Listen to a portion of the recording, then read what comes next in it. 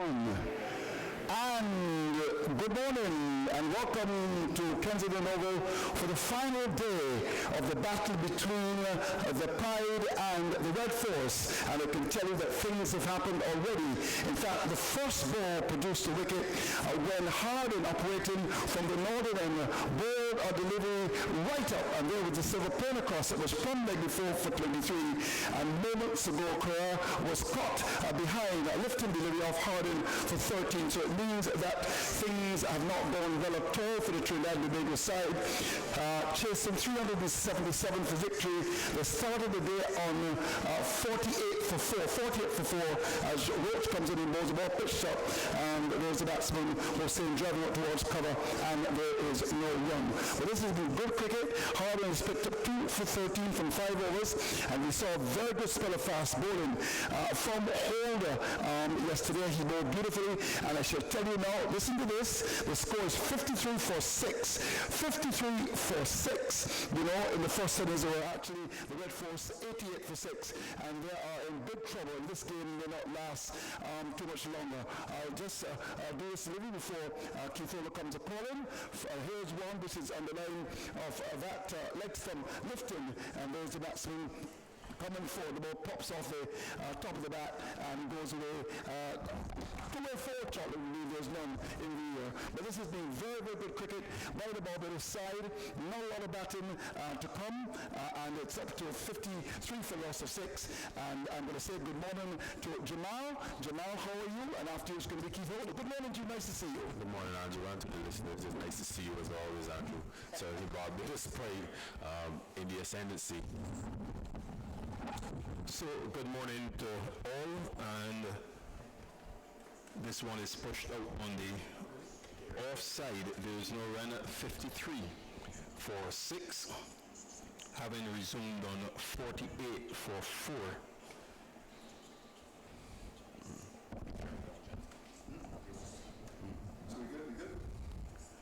And Roach is bowling from around the wicket at the Malcolm Marshall end with 2 slips, gully cover, extra cover mid on. He has the forward short, like a very short mid wicket.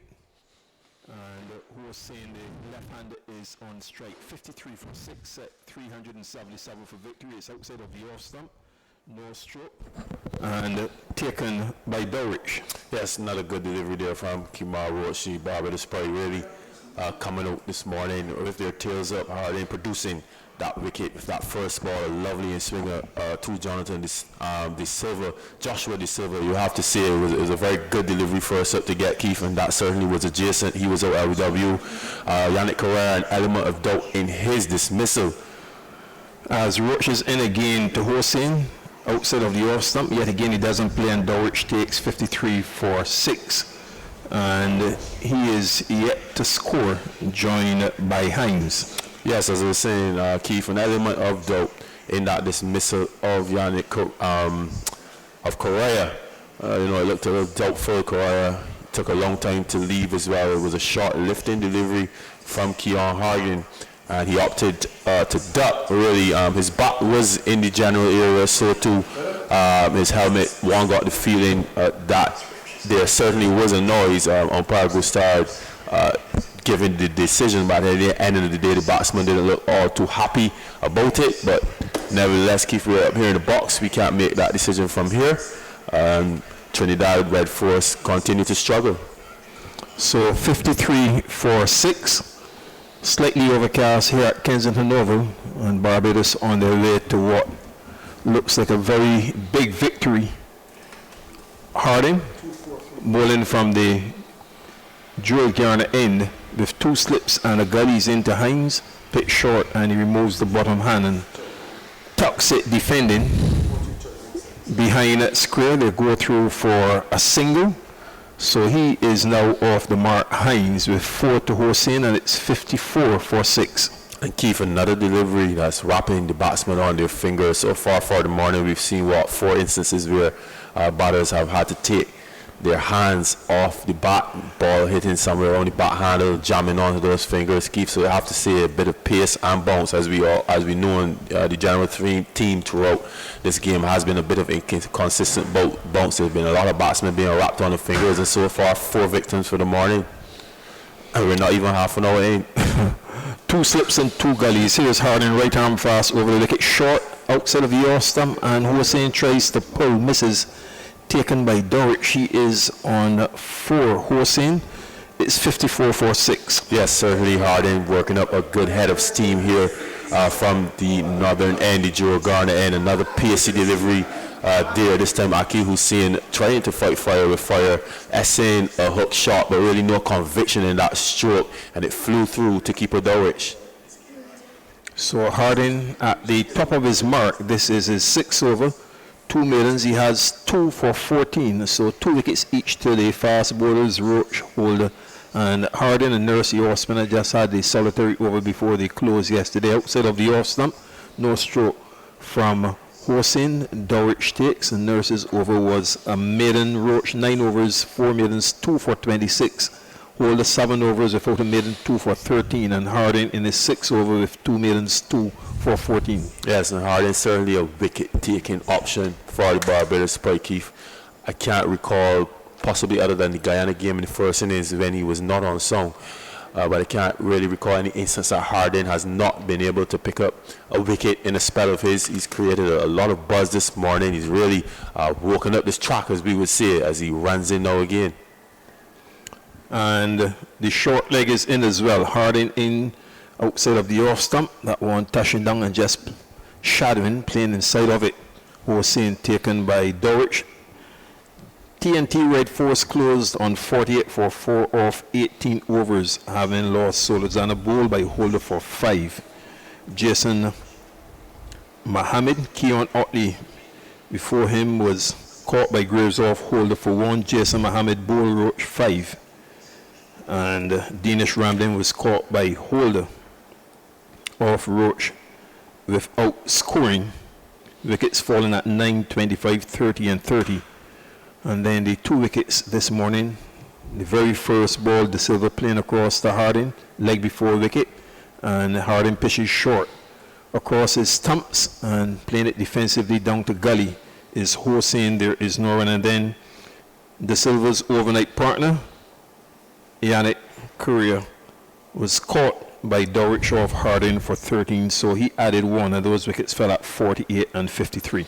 Yes, and what impressed me so far, though, Keith, with Keon Harding is the generous movement that he has been getting from that very first delivery to Joshua De Silva. That delivery that tailed back, you really couldn't do much about it, De Silva. That was a perfect delivery to get first ball up in the morning. But since then, Harding has been taking the ball away from the left-handers. Harding is in, pitches short, and Hossain behind it, plays it back down the pitch to the bowler. There is no run, the end of the over. Harding now with figures of 6 overs, 2 maidens, 2 for 14, from an overnight 48 for 4 off 18 overs, set 377 for victory. Trinidad and Tobago Red Force 54 for 6 and 23 overs have been bowled.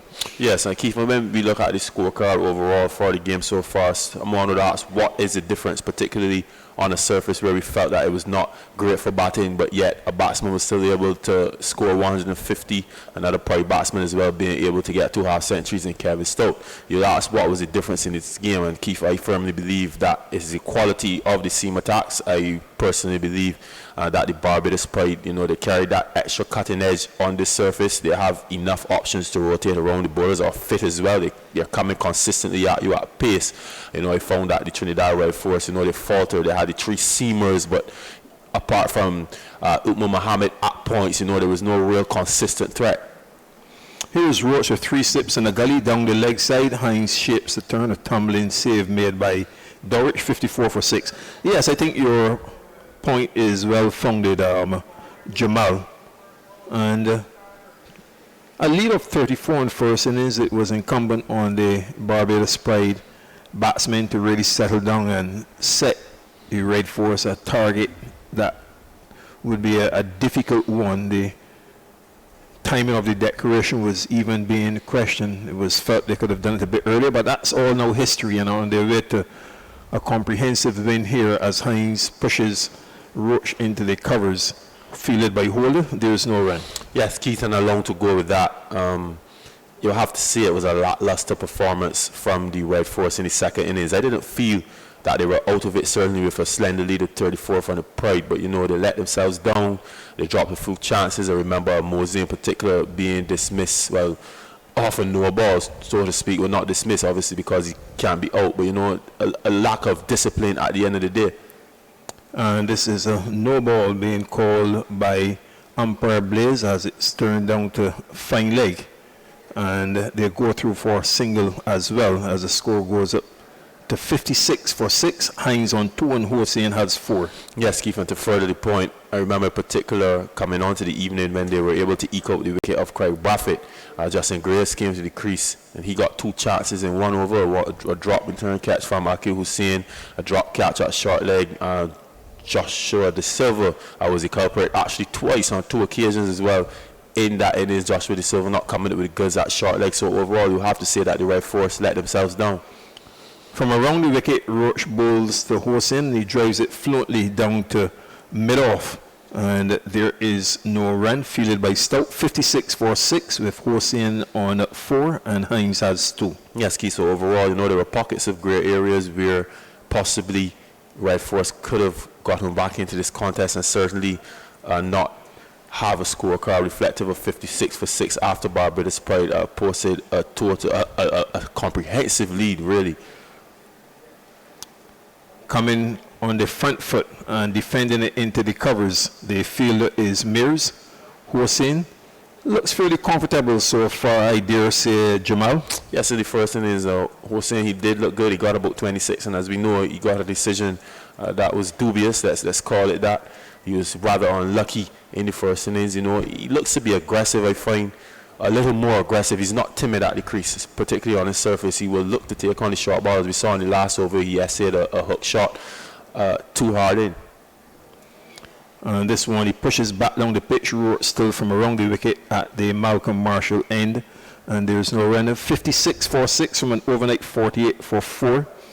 And the overnight pair of Joshua De Silva and Yannick Correa, both dismissed. De Silva without adding to his overnight score off the very first ball. Playing across one pitched from Harding. 23 and 1 added for Correa before he was caught by Dowrich off Harding for 13. Roach is in again to bowl to Hossein and the left-hander is forward. And off the inner portion of the bat, it goes down to the short mid-wicket, fielded by Holder. There is no run. Roach completes his 10th over, 4 millions, 2 for 28. TNT Red Force set 377 to win, 56 for 6. And again, Keith, as we were saying, Hussein not as timid as the others. You know, something that was significant in this game so far, the Red Force batters, none of them really, Keith. I can only remember possibly 2 pull shots in particular for this entire game that they actually sought to execute.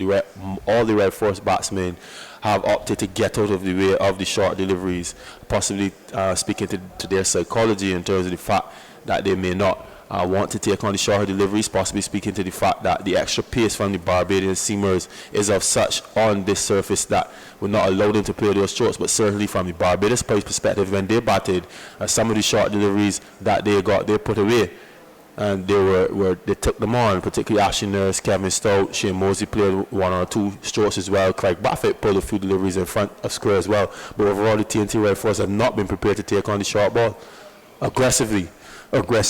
Harding is pushed down to gully by Hines, fielded by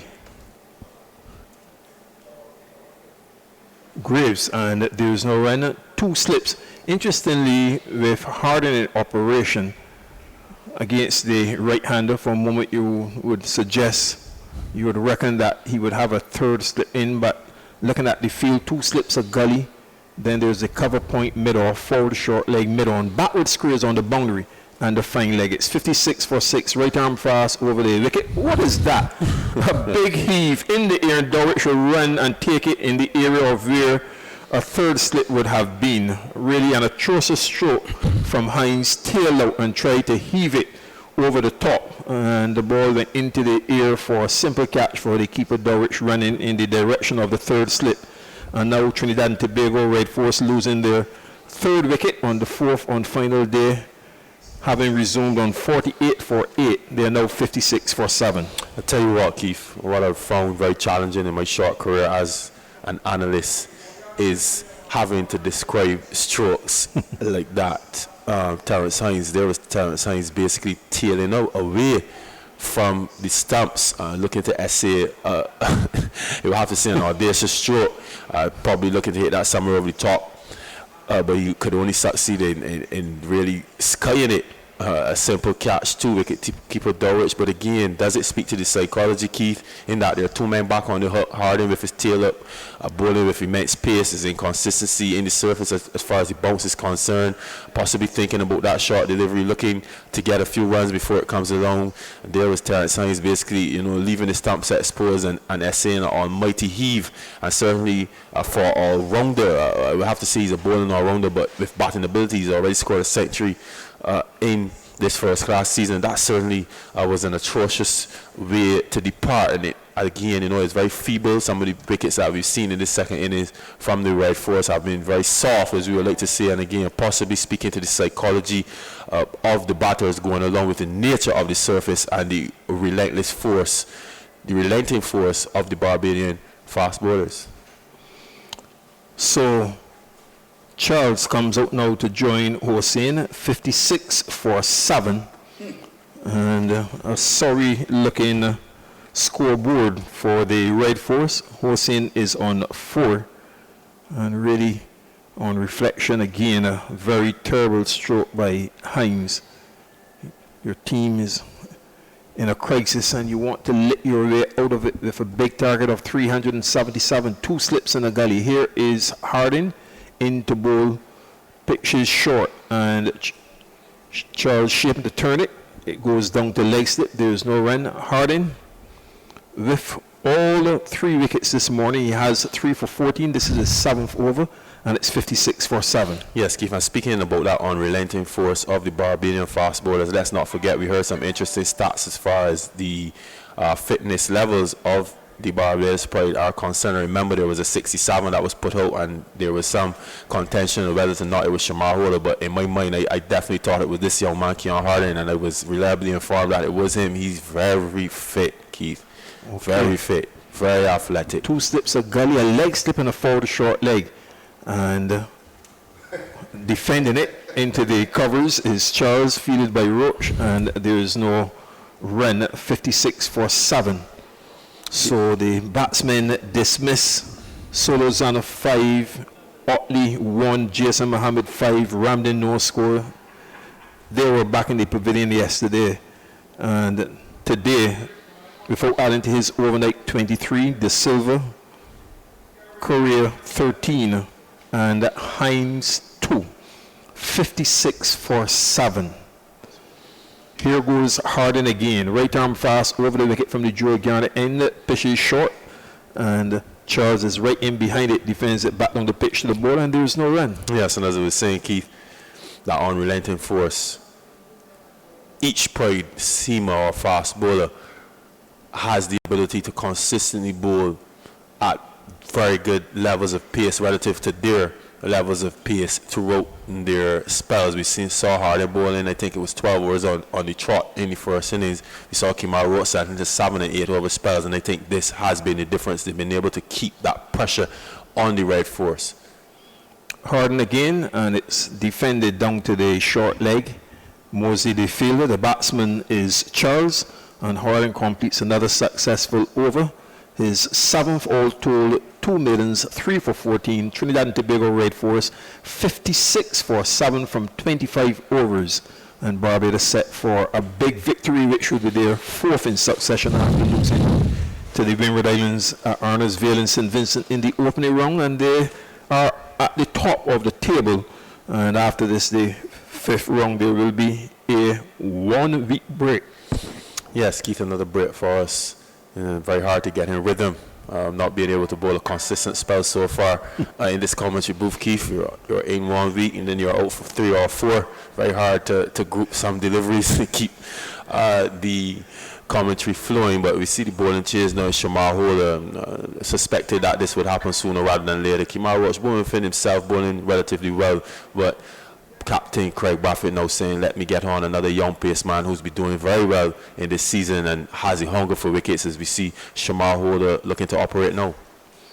2 slips in the gully and a short leg, touches down outside of the off stump, and Hossein repeats the stroke as he went back trying to play at that delivery, and a beaten at 56 for 7. So a look at the figures for Roach: 10 overs, 4 maidens, 2 for 28. Yes, so Shamar Holder starting in the way that I'm accustomed seeing him starting, nice and easy and within himself. But I tell you what, Keith, yesterday evening he was running in, he was really pumping those arms, he was grunting as he was delivering at the crease. Next delivery is outside of the off stump, and it goes through to be taken by Dorich. 56 for 7. A bit of haze on the final day here at Kensington Oval. Round 5 in the Regional First Class Championship. And Barbados Pride looking to unseat the champions for the last 5 years, Guyana Jaguars. This next delivery is edged to the left of the third slip. The outfield chasing it all the way from gully and in desperation to pull it back, but he was unable to do so. Justin Graves, as the signal comes from umpire Jonathan Blaze, and with that boundary, Hossein doubles his score. He's now on 8 at 64-7. That's tricky boundary, another good delivery there from Shamar Holder, squaring up Aki Hussein, but fortunately for him, he was able to keep it down and run that delivery between the vacant lot, which is second slip, and gully. Possibly would be better served with that third slip, but Craig Brathwaite opting for the cover, possibly because he knows Hussein will be a bit more aggressive and adventurous, certainly more aggressive than the other TNT batsman this morning. And this next delivery pushes it down to gully. Graves moves to his left to do the fielding, and there is no run. 60-7. And from an overnight 48 for 4, Trinidad and Tobago Red Force losing the wickets of the silver leg before wicket ball by Harding for 23. Korea caught Dorich off Harding for 13, and Hines caught Dorich off Harding for 2. Those wickets falling at 48, 53 and 56. Hold is in, and it's pushed back down the pitch by the left-handed Hossein. There's no run. Fielded by the ball. Apart from the 2 slips on the gully, has the point cover mid-off, forward short leg, mid-on, and a fine leg. Yes, and as I was saying, Keith, Shamar Holder in operation in his accustomed fashion, bowling within himself, bowling nice areas, getting a bit of lift. But yesterday evening, he really set the tone for the Barbados Pride. He really gave Jeremy Solozano a workover, Keith. It was a barrage of short deliveries, and he finally got one, a hard length delivery on about that off stamp. And Solozano tried to defend, he played on, he was pushed back by the pace. Here is Holder again, short down the leg side looking for a hook, and that's a very good take by Dorich, and his captain, nurse, they all come forward. He slips forward to applaud him. What is all that about? Actually, if you saw Shamar Brooks, he was actually moving laterally as the way a wicket keeper would to the leg side. Possibly suggesting to Dorich that he could have skipped instead of going for the spectacular option. I find the slip men like to do that to keepers at time, Keith. You take a spectacular catch down the leg side, a good save, and they'll be telling you should be staying on your feet. There we see Justin Graves as well doing it as well. So they're giving the short man a bit of a ragging, but certainly that was a very good take. There the little man going through the air, parallel to the ground, both feet off the ground, and was able to haul that delivery back in. That was a beautiful take. Never mind the jarring from his teammates. 2 slips and a gully. Cover, middle off his wide short leg, and a leg slip along with the mid-on, weary delivery down the leg side from Harding. He skips across. What will they do now? Let's see there. Dulwich was again flying for all his worth down the leg side to another quick delivery from Harding. It was ill-directed. I think this time they'll keep the seriousness of it and recognize that Dulwich has done a wonderful job in successive deliveries in keeping that total down, also keeping the cricket clean, keeping it looking good. So you see, they're not ragging him on this occasion. They've accepted that Dulwich is having a good morning. So 2 slips, a gully cover mid-off, leg slip forward, short leg mid-on, and a fine leg. Over the wicket, Harding pitches short and defended by Charles to the short leg in Mosley. 60 for 7. Charles yet to score. Hossain is on 8. And certainly on the keeping of Dulwich, he's becoming more assured, Keith. I actually had a conversation with him on the second day in the evening. He was saying to me, he's working very hard and he's getting more comfortable and confident. He's really looking to make some minor adjustments to his technique to go off to England because, he was lamenting on the way the ball moves, especially very late, and Kemar Roach, but his skill set as well, and the way how Jason Holder gets the ball to move very late. So he knows he has a challenge, and so far, he's looking like he's going to be up to the task. Harding is in again, and that's well played by Charles coming forward, and he plays it up on the offside, the mid-off fielder in Roach, and there is no run. When you reflect on what transpired on the first day, especially when Barbados were under so much pressure and then to recover to 209, honestly, did you anticipate that it would have shaped this particular way? I'll give you that comment after this delivery, Keith. Harding at the top of his mark, and in he goes again over the wicket, pitched up, and that's flick, and that's a wonderful take. Goodness. Tremendous, my word. He flicked at it, and that is stunning. And the catch taken, and in the twinkling of an eye, the leg slip put in place, and Harding gets now his 4th wicket with Charles going without scoring, and it's now 60 for 8. Jamal. Stupendous, Keith. That was a lovely catch.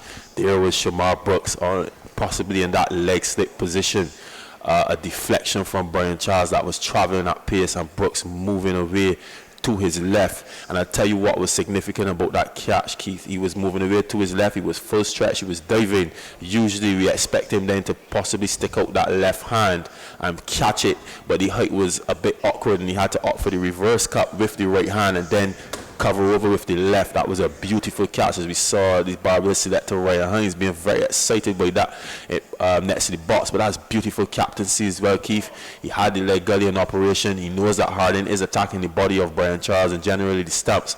And Barbados probably have come at trumps this morning. They've looked really good. But going back to your question about the first day, Keith, I've seen enough cricket to know when, for instance, like the position Barbados probably was in at about 33 for 4, 45 for 6, etc., when they're able then to recover to a target total. I call them target totals because at the beginning of the day possibly you're looking for 350, 400, but when you're set back like this and you realize how the surface is playing based on the conditions, etc., you may opt then for a lower total that you can say, well, we will fight with this. And they were able to get to that target total of just about 209. That gave them enough legs to get a lead from the Trinidad Red Force, and obviously now the rest is becoming history, Keith. At 60 for 8, the writing is clearly on the wall.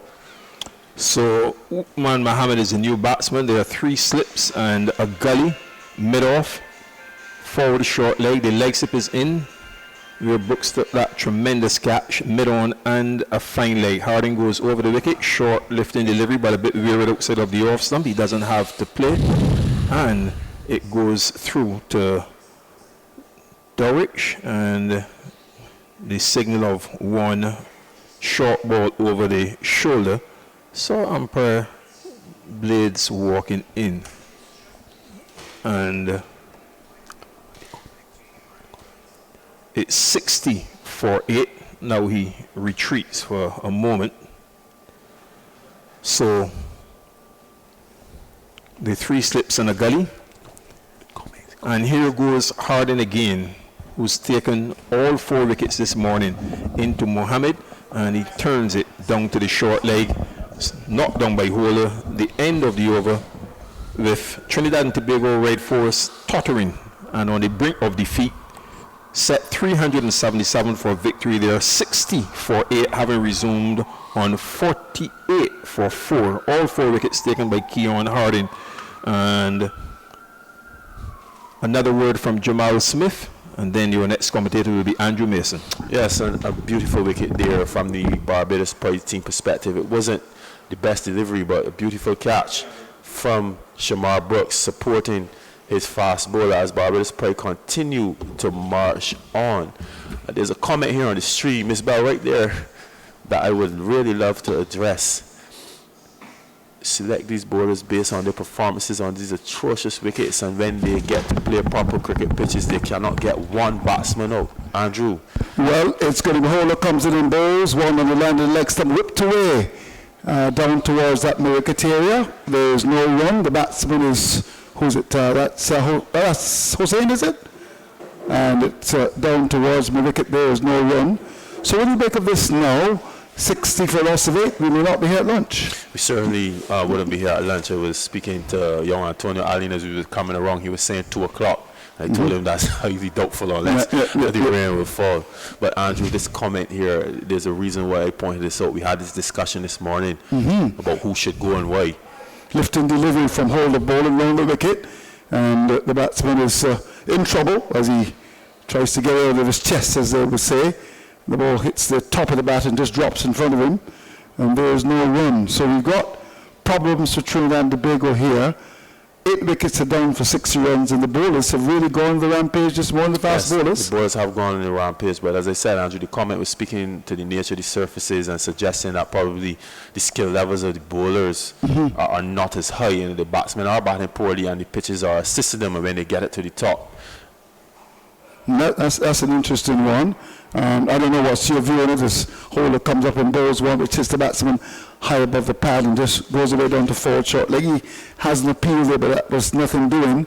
That's so saying the score is kept in 68. What's your view on the comment? Well, I think there's some merit in it. I pointed it out because, you know, the conversation we had this morning, Andrew, I think that it has some merit based on what we were speaking about. I know you're a big fan of who should go to England. I know you're having your squads, selecting your squads. No, I haven't selected the squad at all. Fast bowlers getting X amount of wickets, etc. Remember, I was telling you about their skill level, the deliveries that they're bowling to get batsmen out as well. Here's a delivery bowled on the line of that leg stump, bowled by Holder, and Hossein will get a single as he pushes it in the air down towards that mid-on area. Stout has to come across his right to pick it up, and the batsman will get the single. It's now 61 for the loss of 8, is it?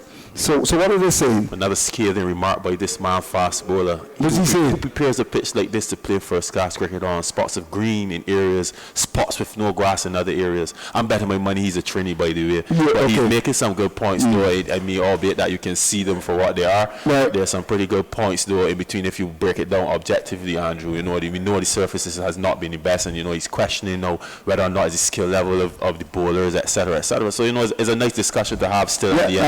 I agree. I very much agree with that. What they're worth and put it in context. Well, there are now 4 sips in the gully. Here's Holder as he comes up now to bowl to Mohammed. He's in bowl to Mohammed. Mohammed is across the off stump to a short ball and plays the ball up towards that mid-off area. There is no run. So continue to send those comments. Any others that you think you can read? No, but as I said, that was just based on what we were saying. You know, we were speaking about if Harding has done enough to merit selection to England. I was telling you, I personally believe that he's still a bit inconsistent, and I don't think that Test cricket in England would be placed for him to learn, etc. So I'm saying on a comment like that, although, you know, it's highly charged, if you break it down to nuts and bolts, you can get something worthwhile from it.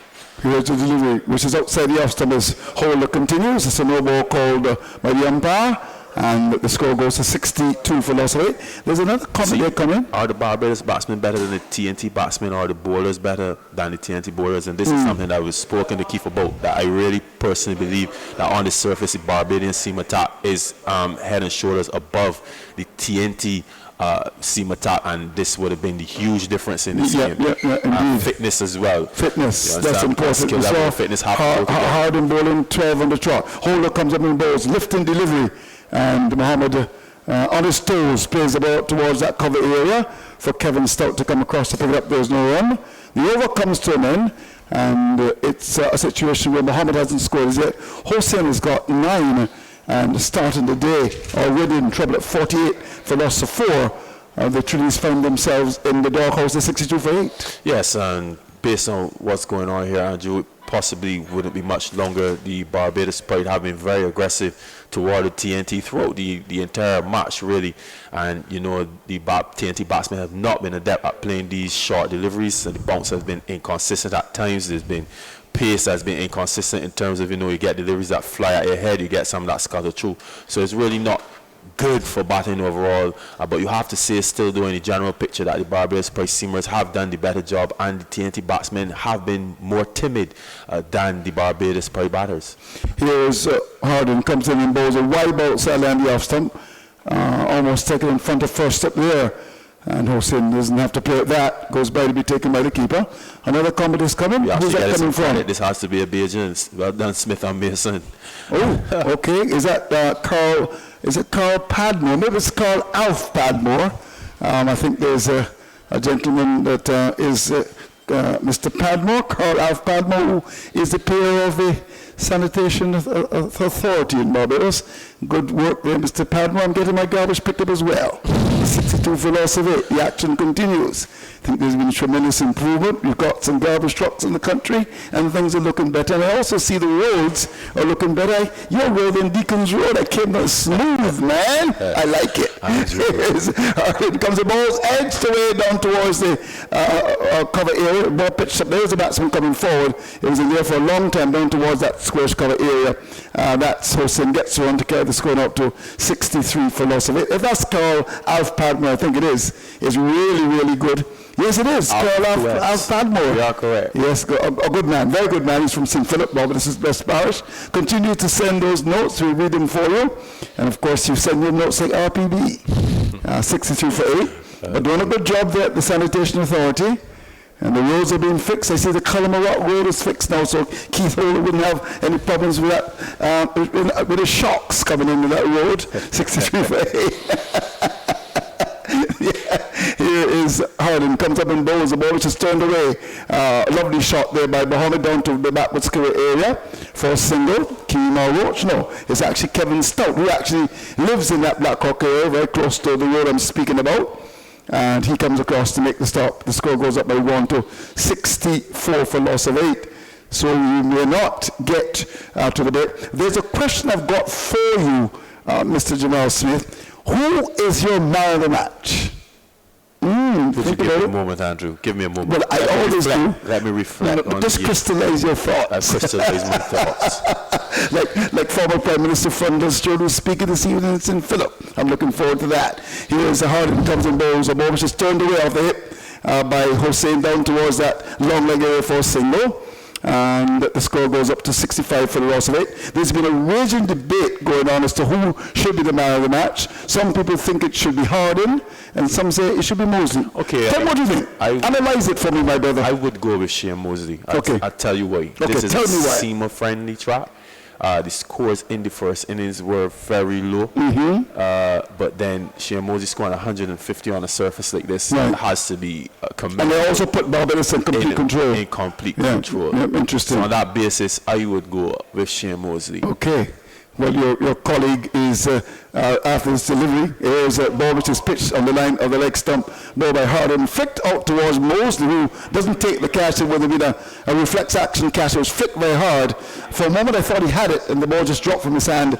And Harden was looking for another scalp, didn't get it, as the ball was flicked by Mohammed to Mosley, who was not able to come with the catch. That would have been a very good catch had he taken it. Yes, and certainly then we would have given him the man of the match for a catch like that. Yes.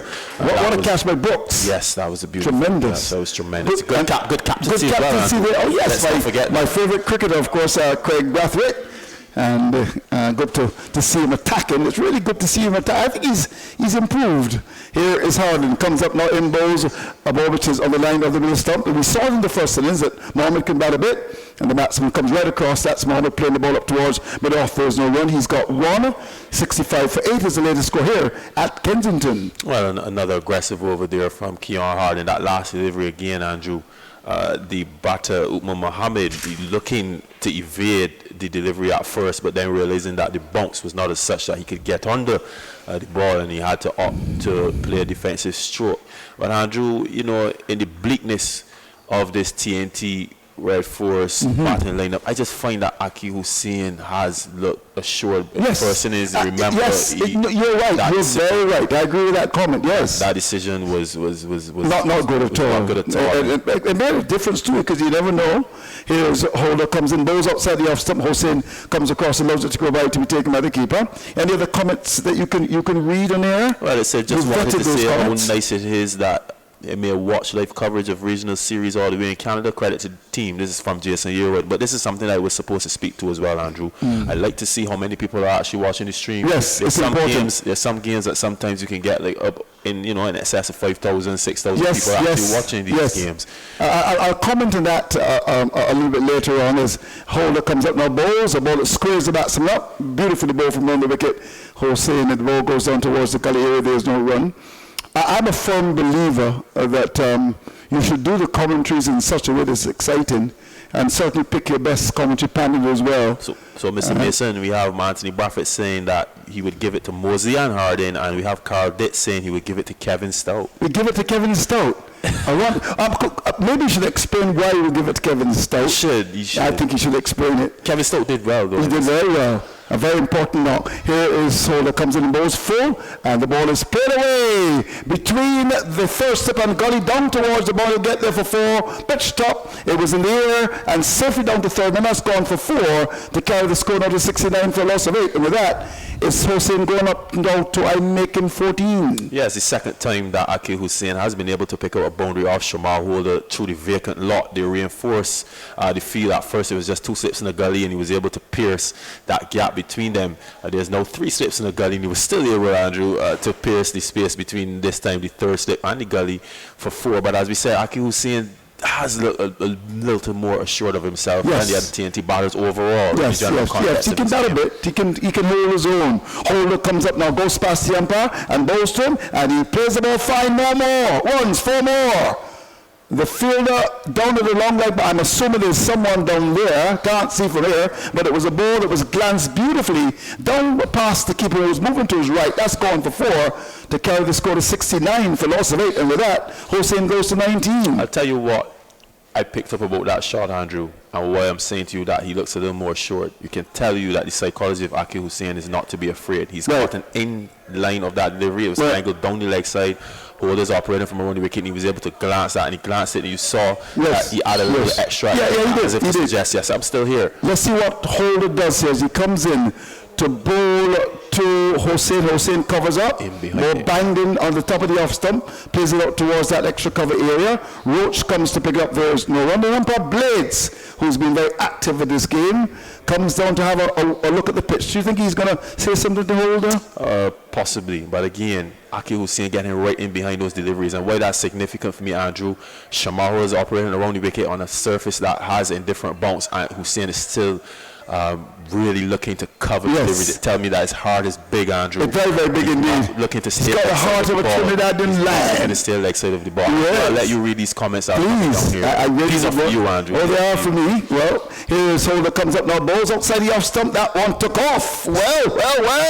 That was one banged outside the off stump, and the ball took off, taken by Dorridge, and there is no run. 73 for loss of 8. Any others you can read? You can read those, Andrew. Those are the ones that are attributed to you, but what I can say... What are they? Are they saying good things about me? I hope so, Andrew. Okay. Sometimes they tend to lash me, and of course on social media, but that's part of life. But I always know that fear of criticism is a kiss of death in the courtship of achievement. That's important. That's important. But I just want to get back to the whole question. And I think you got to congratulate CWI for bringing the stream, but also as well, because there was one time when there was no audio. And, you know, when you've got, Bell Imagery, who's done a wonderful job, and you get a good commentary team to do ball by ball on the stream, so it can also be captured on radio. I'll speak to that in a moment, Andrew. Indeed. All right. Here we go. I'll certainly talk a bit about that after this delivery.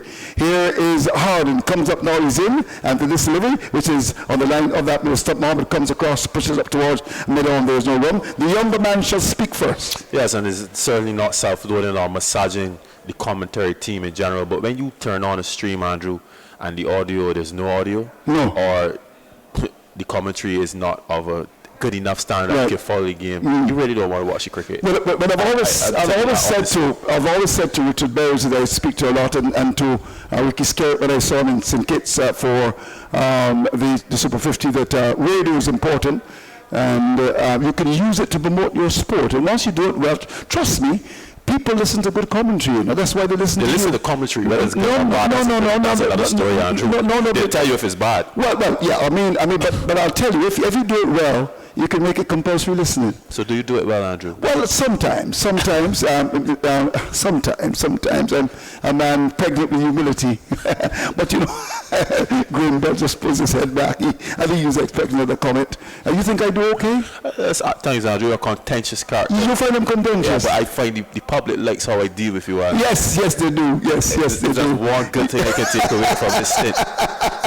I always try to trap you, but you can never do that. Here is Harden. Comes up now, he's in balls, outside the off stump, and a flash. And that's Mohammed. The ball goes by to be taken by the keeper. It's 1 to Mohammed. With him is Hossein, he's got 19, it's up to 73 for loss of 8. Is there another comment? Yeah, stream is lively, Andrew. We're seeing Kevin Stout is my man in match. This is Roger Brooms. Prophet saying I even think Harden would also. Carcel Wilson, it has to be between Harden and Mosey for man in match. Not by the opener, but Harden has been phenomenal in both innings. So, you know, a bit of chatter on the stream. Yeah. You're so correct, Andrew. What are they praising you for? You're correct, Andrew. Here is Harden. Comes up now in balls, lift and delivery. And the batsman is going on the back for that. Marvin playing the ball at the pitch, there is no run. I'll be interested to find out from Mr. Roger Brooms why he has picked Kevin Stout as the man of the match. I'm keen to hear from him. Good to know that you're responding. Good work again, Mr. Graham Bell. What a name to have, Graham Bell. Bell Imagery doing a good job. He's making sure that we look at the stream and we look at the comments you're making. We can also comment on those comments that you are making, and it's really very good indeed for that. Thanks very much. Continue to send them. It's going to be interesting to see who's the man of the match. Of course, Harden will be up there, and of course, Mosley. I think Mosley is very close to it, if not the man of the match. Here's the ball outside the off stump. The ball goes by to be taken by the keeper, and that's Harden, as Mohammed allows it to be taken. So it's now up to, I make it 7-3 for loss of 8. Has Mr. Broom said why you make Stout the man of the match? Yes, he's making a comment. What is he saying there? I'll tell you what, Andrew, we've moved from just about 800 watchers in the last 10 minutes to 1,030 or so. So possibly we're bringing some excitement to the cricket. Yeah, we should. On Sunday, they'll probably come from church and just... No, don't devalue their work. Don't devalue their work. No, my friend, you're doing a good job. Continue to get those numbers up. I'm sure that once you do that, you'll employ Bell's Images for the next 5 years and give him a very big contract that he doesn't have to work for the rest of his life. I'm sure that our friends at Cricket's West Indies heard that, and they've made a note. So, it's 7-3 for loss of 8. So what is Mr. Broom saying? Stout's innings in the first innings lay the foundation for victory. We were 45 for 6. Do you agree with that comment as the water cart comes on? That's a fair comment, Drew. That's a fair comment, but it's very hard to overlook 150 from an opening batsman. It's very hard to overlook possibly 5 for 65 and no 4 wicket hauls and 10 for. All we have to say is that collectively as a unit, the Barbados Pride have done very well. We've had 3 outstanding performances. Whoever gets the man in the match, however the money is supposed to be split, I think the players should then deal with that in Pride Court. But you're saying, Jamal, that your man of the match I give you my rationale. No, I agree with you too. So my rationale is that Shane Mosley. Because it's not an easy pitch to bat on. Not at all. The other thing too about Mosley is that at the end of the first innings, there was not a lot of difference, 34 runs, because Trinidad, they're batting poorly. But Mosley ensured that Barbados were not comfortable, they were commanding, because clearly by the time the innings was called, as I say, he'd done very well, and Barbados really were going to win the game. So But then Harden bowled very well, because remember, Trinidad and Tobago was 73 for loss of 1 in pursuit of 209. He got 5 wickets, and Barbados were able to sneak that lead of 34. But it's interesting, and I'm sure the comments will continue. But I think it's about time to just run through what has happened so far for the morning, and if you can just tell me, just let me get that scorecard. 48 for 4 at the start. First ball to Silver before you could say regathering. Of course, they're gathering in St. Peter. And it was this over leg before to Harden for 23. Corral was caught behind. Some people thought it might have come from the helmet. Harden was the bowler. His contribution was 13. Then there was a good old pub swipe, as we would say in Barbadian parlance. Hines, I think he was running, didn't walk the fast bowling. A chicken, really, and he was out caught by the keeper. The ball was in the air for a long time. You say bursts in the clouds, with Dowlish having a day and a half and a piece to catch it, and he poached it in front of Gully in the sunshine of the region's Mecca. His contribution was 2, and then Charles was caught by Brooks at leg Gully. It was a stupendous catch taken. In fact, when the catch was taken, Ryan Hines, who is in the box, he was celebrating as if our good friend Mr. Brooks had won gold at the last Olympics. His contribution, a duck. At the crease, 2 of the better batsmen in the first innings. We've got Hossein on 19. Mohammed has got, how has he done? He's got 1. It's 72 for loss of 8, 31 overs bowled, and let's look at the bowling figures for you. Roach 10 overs 4 minutes, 2 for 28. Holder 10 overs no minutes, 2 for 27. Harden having an excellent game, 10 overs 5 minutes, 4 for 17. And Ashley Nurse's wicket, in terms of bowling, they actually bowled 1 over yesterday, which was a maiden.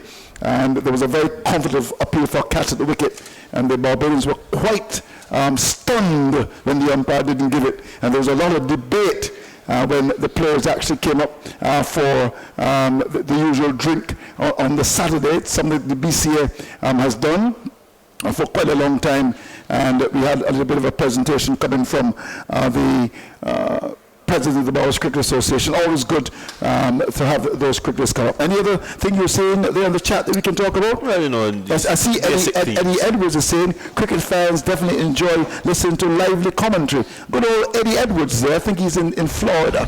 Roland Butcher comes a calling today, and he doesn't have on green today. I thought he might have been wearing yellow today, the colors of his party.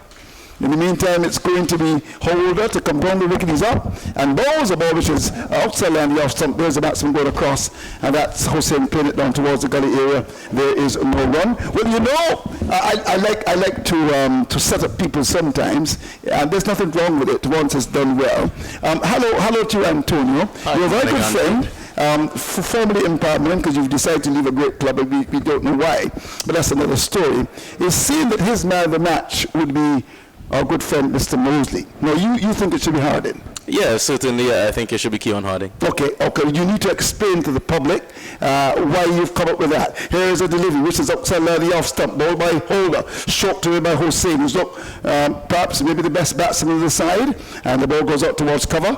We'll just get a second run for that, and the score goes up now to make it 75 for 8. Mr. Butcher, who is your man of the match? Please, can you tell me? When you look at it so far, you've had Howard with 5 wickets in the first innings, 4, he's got 9. You could get a fifer. Mosley's at 100 and what was it, 55. Who would be your man of the match, Roland? Very good question. Very good question. Two excellent performances. 2 excellent performances. All right, in a minute, we'll certainly hear from our good friend, Mr. Butcher. Do you want to have the microphone, please, to talk to us? It's good to see you again. You were in lime green yesterday. You've got on a wonderful shirt that you bought somewhere in England. Hello, how are you, my friend? Very good morning to you and all your listeners. And this is good radio. You seem to always like to tell the world what I'm wearing.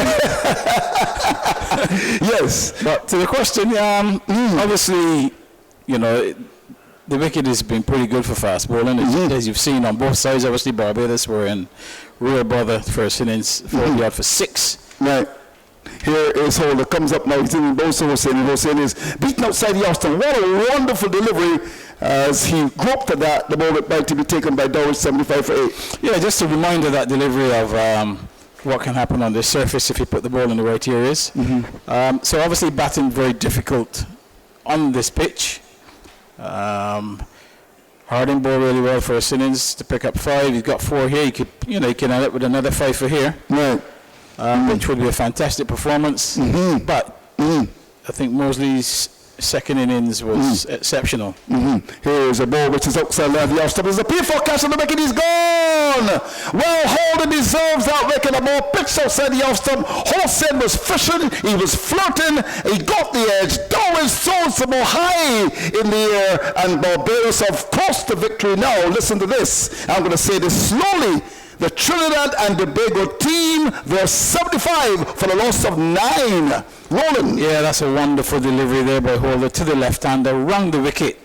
And really, the length of this delivery, and Hossein can do nothing about this. He's got to play, gets the thinnest of edges, and straight through to Dowich, who takes a regulation catch, but a wonderful delivery.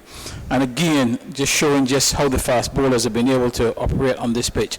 But I'm going to answer your question. Yes, now, please. 2 very good performances. I'm going to share it. Yeah, we're going to give it. You're going to share it. Share it between Shane Mosley. Why are you sharing it, Roland Butcher? Because I don't think there's a lot to separate the two. Is that Obviously, an on-defense position? not at all. You must recognise 9, 10 wickets in a match by any bowler is a commendable performance. Right. But I think 155 on this surface here, and the next highest is probably about 58 or more. It tells you really the quality of Mosley's innings was exceptional in the circumstances, not just only by the number of runs that he scored, but what he had to go through in terms of surviving on this pitch and then still having the know-how to score as well and to survive for so long. So that was an exceptional innings. Not to say anything about Harding's performance, because 9-10 wickets is very, very good, and you would take that any day of the week. Yes, yeah. But I'm going to share it. But I suspect whoever is doing it is really going to give it to Mosley. You think so? You think so? Well, I wonder who's the adjudicator. But let's turn our attention now to Holder, who I bought his ticket to go to England already, Roland Butcher. He's got, look at this field. There are 5 slips. He comes up now. Balls to Sinclair. Sinclair is wrapped in the pad, the ball going down the leg side. There was a half shout. But not often that you see this really in cricket. 5 slips. And the gully, Barbados on complete control. And this has been a tremendous performance from them. And as I said yesterday, well, those who said that Crab and Kyler Lewis suited in Flan Fish and Cuckoo, somebody lied, really. This has been an excellent performance. And Barbados are on their way to what is going to be described as a comprehensive victory. Can you explain all of this, Trini? Yeah, I can't really disagree with you too much, Andrew. Typically you say we don't agree on much, but Barbados are well on their way. Oh, yes, they are indeed. Well on their way to victory, and as Roland said, there are strong cases by 2 players in particular in this Barbados Pride unit. Would you have a problem in sharing it? I wouldn't have a problem in sharing it. From my point of view, I'd give it to Keon Harding. Okay, well, he's looking for his 10th wicket of the match as he comes in to bowl to Mohammed on his way from the northern end, goes past the umpire, bowls to Mohammed. Mohammed turns the ball away into the onside, down to backward square. We'll get 2 runs comfortably here. He can bat a bit, Mohammed. I like him as a cricketer. He's got a good heart. He comes back for the second. Kemal Roach's return. In fact, that's Kevin Stout throwing it to the base of the stumps. The match will get 2. Trinidad and Tobago in big trouble. Well, 77 for loss of 9. Our friends, of course, are preparing for Carnival, would be happy with this performance. And my good friend Tony Gray, I'm sure, is listening and watching the stream. Your job may be in trouble there, Tony. 77 for loss of 9. Here we go. It's Mohammed. He's got 3. Barbados looking to maintain that lead. Here we go. As Harding comes up now, he's in and bowls to Mohammed. Mohammed is bowled! What a delivery, pitched up! The stumps are flying, and Harding gets another 5 10 in the match. This has been tremendous work by the Barbados team after being 47 for loss of 6 to have come back and to win in this fashion. Brilliant, excellent performance for the Barbados team, and I'm sure that Liam Motley's men are extremely happy with this performance. Listen to this. The Red Force all for 77. Barbados are proud of the point. It's really a tremendous performance here. When you look at it, 77 runs, 77 all out. Mohammed 3, a ball pitched went for the big drive, and that is tremendous cricket by the Barbados team. And the applause you can pick up in the microphones. You can also look at Harding picking up 10 wickets in the match. This has been a really tremendous performance by the Barbados team, and they richly deserve to win. Yeah, definitely. I think the end of the innings coming there from Keon Harding just about sums it up for me, Andrew. And as you asked me about who's my choice for man of the match, I'm going to base my decision on who really has put Barbados in the position to win this game. Taking nothing away from Shane Mosley's knock of 155, but I just think that Keon Harding's 5-wicket haul in each innings is what really propelled Barbados Pride to victory. If we subtract each performance from the game, I think we'll find that the 5-wicket hauls were more telling and actually more impactful. But Shane Mosley, he did play a wonderful innings. I do have to go on and say something about the Trinidad and Tobago Red Force bowling attack, which really was not up to par. It did not seem to have the required penetration at this level, and I think it did make things quite easy for Barbados in their second innings, and that's why I just tend to lean in favor of Keon Harding. Okay, well, what a performance. What do you say about Trinidad here? I'll say one thing. We spoke a lot about the surface. It's not very even coverage of gas. One can say it looks a little bit like a checkered board, or a board that you would play a game of drafts on, Andrew. But I think we've seen two teams here that have been playing a different game. Trinidad and Tobago Red Force, they've been playing checkers, but Barbados Pride, certainly they might have been playing chess. Yep, indeed. 77 all out, and the game didn't even last long, really, because when we came here this morning, we were thinking perhaps Sinclair and company would have really done a good job. That didn't happen, and all up for 77, and this was the Red Force. Yeah, it certainly has. I don't think it's a surface that's impossible to bat on. Akil Hussain, he did show some application at the crease in both innings, and Joshua Da Silva, he shaped up nicely in the second. Jeremy Solozano, of course, getting to a half-century in the first innings. But I'm very disappointed, and I know that the Trinidad and Tobago Red Force unit will be disappointed about that hollow middle order. It really has not come to the party in this game. Yes, indeed. Well, let's look at the scorecard. I know that you may make some adjustments and go to the beach. I know, Trini, you're a big man when it comes to the beach. But today, it really has been very sad. The silver leg before to Hardin, 23. And then we had Korea caught by the keeper of Hardin for 13. Hussain, he was out caught behind off holder for 21. We had Hines, he was out caught as well by the keeper of Hardin for 2. Charles brilliantly caught the books off Hardin for a dot. And then finally, a peach of a delivery, Hardin knocking the off stump over, Mohammed going for 3. Sinclair not. And in 32 overs and 2 balls, all up for 77. And I shall read the bowling figures for you. Roach, 10 overs, 4 minutes, 2 for 28. Holder, 11 overs, no minutes, 3 for 29. Hardin, 10 overs and 2 balls, 5 minutes, 5 for 19 to pick up 10 wickets in the match. Nurses over cost no runs. What a performance by Barbados. Yeah, certainly. I think you can't fault that, Andrew. Ashley Nurse just bowling the solitary over in this game, and it was a very good over. But if you look at Keon Harding here, some 5 maidens out of that 10 overs and 2 balls, conceding the 19 runs, and as you mentioned, taking 5 wickets. So I think Barbados Pride have been clinical. They had a wobbly start, 47-6 they fell to on that opening day's play, and Red Force would have felt as though they were in a strong position. But I think Roland mentioned it earlier, it was a surface that was difficult to score runs on, and that makes it even more disappointing to see the type of bowling that we got from Red Force, where there really was absolutely no penetration whatsoever when Barbados Pride came to bat for the second time. Yeah, indeed. Let's do an assessment of this overall game now. Trinidad would have started, of course, by winning the toss. Yes. It was a good toss to win. The conditions were ideal, overcast, a pitch that had a generous amount of grass in it. They won the toss. Barbados then slipped to 47 for the loss of 6 wickets. They were covered. They made, 209. Trinidad, by the end of the first, they were 52 for 1, looking pretty okay. Then, in the first 20 minutes or so, they carried it to 72 for loss of 1. But then things fell apart. They went to 88 for 6, and that's where things really went wrong for Trinidad and Tobago. Yeah, I think also in this game it's a case of the Barbados Pride, their experienced players coming to the forefront, but Trinidad and Tobago Red Force, the experienced trio of Yannick Otley, the skipper, Jason Mohammed, and Dinesh Ramdin, they really did not offer a lot with the bat, where we would have seen Barbados Pride, Kevin Stout, the veteran, Kemar Roach also coming to the party, and Ashley Nurse, of course, really rescuing Barbados Pride from what was a teeter-tottering position, Andrew. Indeed, and of course,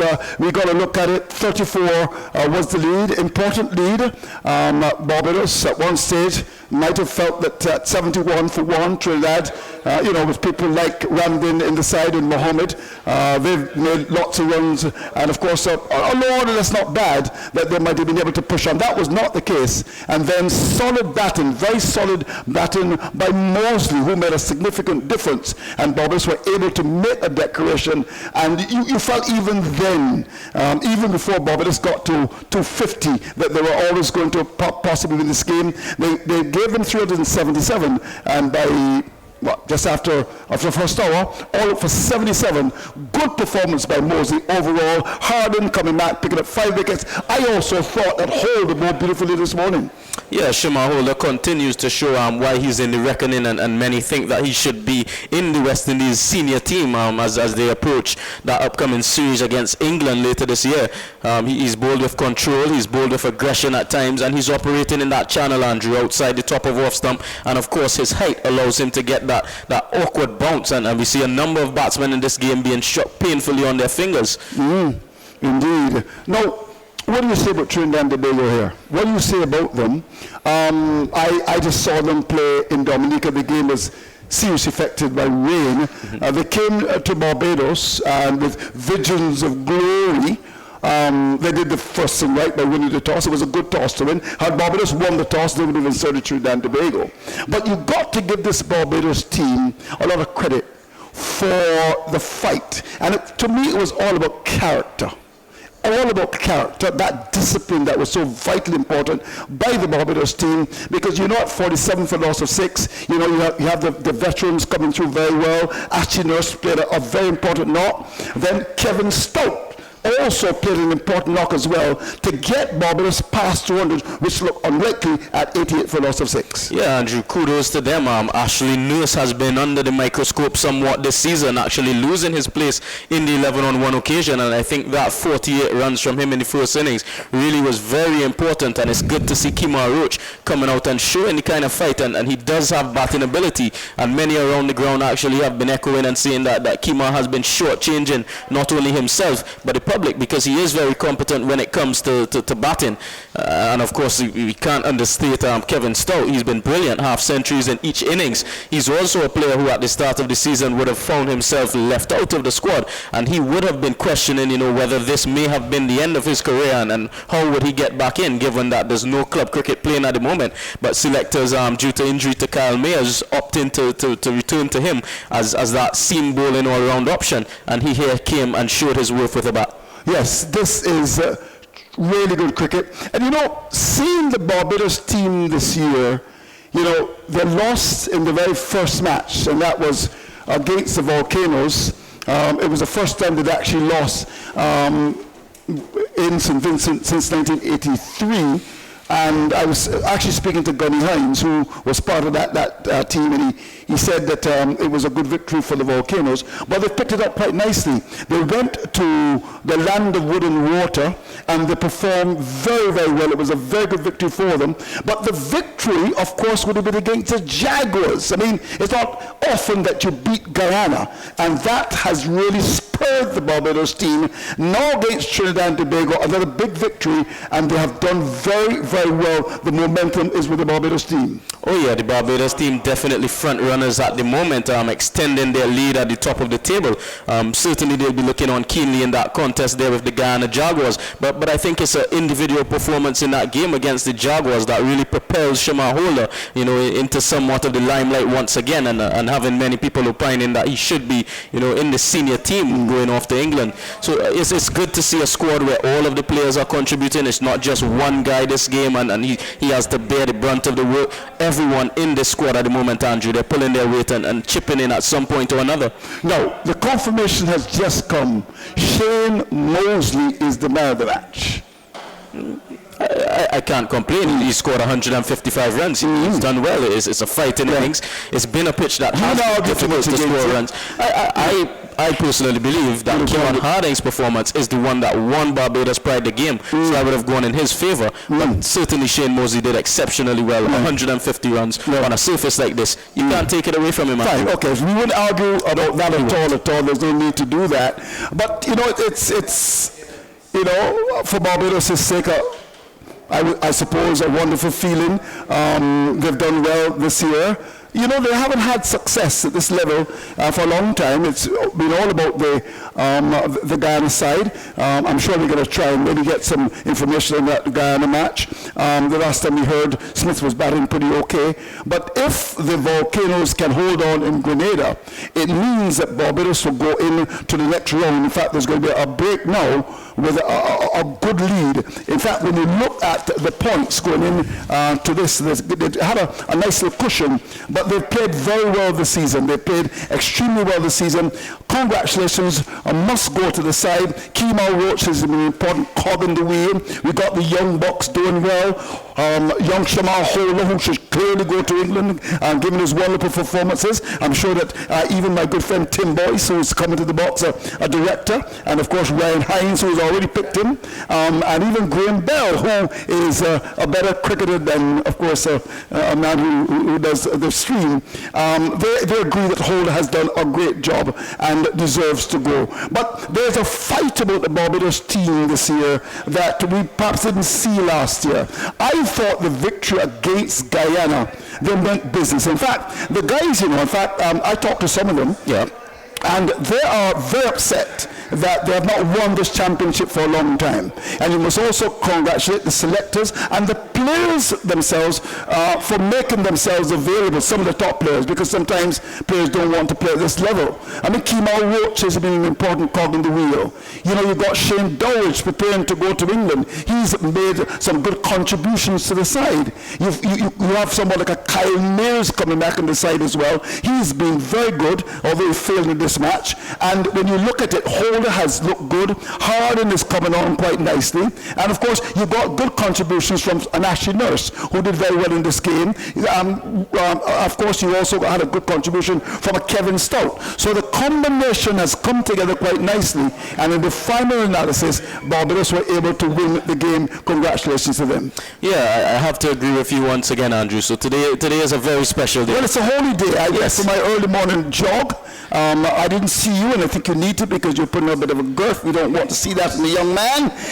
But really and truly, it was a good performance from them. What do you say about the standard of cricket now? We see Trinidad and Tobago. They were at one stage, 88 for 6 in the first innings. They were humble for 175. And today, 48 for the loss of 4 wickets. And before you could say, beautiful Barbados, they were all out for a bingo number score, if one case to describe that. How do you tell people across the region about the Trinidad performance and the overall standard of cricket? Talk to me, Anthony Ali. Yeah, I think so far this year I've been pleased with the standard that I've seen up until now. I think Red Force, there's no need for them to go and have this marks exodus and drop these players and discard them or anything like that. But I think it's just a case of perhaps a need for introspection on a personal level, for guys to consider how they approach their game and consider the fight or the lack thereof that was shown.